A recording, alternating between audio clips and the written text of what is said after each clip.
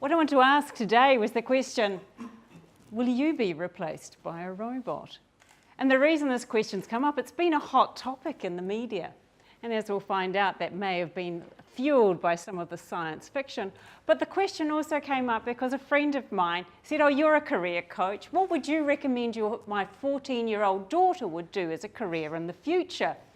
And it's a very interesting question. Where is the world of work going? And of course, a lot of the debate has been fueled by the thoughts that the world is going to change in a very rapid way and we're all going to be living in an environment that looks like the Matrix. But the reality is the robots are already replacing many of the manufacturing jobs in many of the high-cost countries. But the trend is actually going to keep continuing. And in countries which are currently considered low-cost, the robots are starting to take over there in electronic assembly and auto manufacturing. But what about you? Is your job going to be taken over by a robot? Well, it really depends on whether your job's dull, dirty or dangerous, or heaven forbid, all three of them. Let's start with the dull. Well, we heard about the manufacturing, but more, anything repetitive from logistics to food production, anything where you hit to data entry has gone and is going. So avoid any job that's going to be dull. The next, good reason for that, it's dull as well. The next thing is, what about the dirty? How many of you have one of these devices down on the bottom right-hand corner because you can't be bothered sweeping your floor? Or the device up on the top corner is so that you don't have to go down into a sewer and check what's wrong with it, but a robot can do it. So the dirty jobs are going to go as well.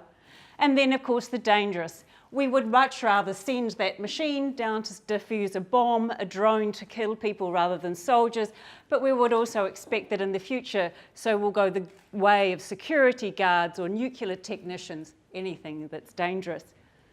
But what about the new dull? Unfortunately, you thought that it was just going to be the manual work of manufacturing, but the new dull is some of that mid-level white-collar work. I wouldn't like to be a legal researcher. That's going to be replaced. And what about driverless vehicles? While the trade unions in France may be worrying, a taxi drivers union is worrying about Uber, if I was a taxi driver in France, I'd be more worried that my job is not going to exist in a few years' time. But what about the jobs that are going to remain? Let's look at the other side of the coin. The jobs that are going to remain are the things where artificial intelligence is going to actually take a bit of time to catch up with us. And the first ones is social skills. And while we all think of R2-D2 and 3CPO bantering away, or Marvin, the depressed robot in Hitchhiker's World of the Galaxy, the reality is it's going to be a very long time till that level of social skills are going to be in the machines we talk to. So any of you who are in the healthcare industry or anything with a high personal touch are probably safe for a while. And another thing artificial intelligence doesn't have is common sense. So since the 1980s, a computer has been able to beat a person playing chess, but that same computer cannot play checkers. We can. So this creative leap, these judgments, these innovations. And then, of course, for many of you here in the room, since we're in the tech space, you'll be pleased that the science, technology, engineering, and mathematics jobs to build these robots, maintain them, design them are going to be here for a while. But I also think there's a fourth area, that we are still going to want a human touch in certain areas of our lives. I could buy myself a chair for the lounge that massaged my back, but I'd still prefer a person to be doing it. I can check into a hotel which has got something like an ATM machine to take my booking, but it's not where I'd go for a romantic weekend.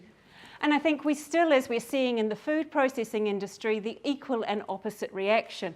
As we have highly processed foods sold to us in supermarkets online, we actually prefer to go to the farmer's market, or think, at least have the impression that somebody's done it. So the World Economic Forum says these are the skills you need for the future. Social skills, technology skills, problem solving, judgment, flexibility, creativity. So look for jobs that need those and look for developing your skills here.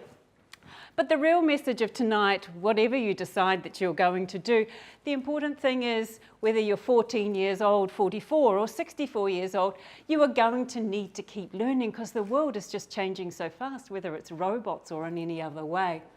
So the skill that you really need to know for the future is how to learn, how to learn what you need to know. So I leave you with this one message and quote tonight: it's better to know how to learn than to know. Thank you.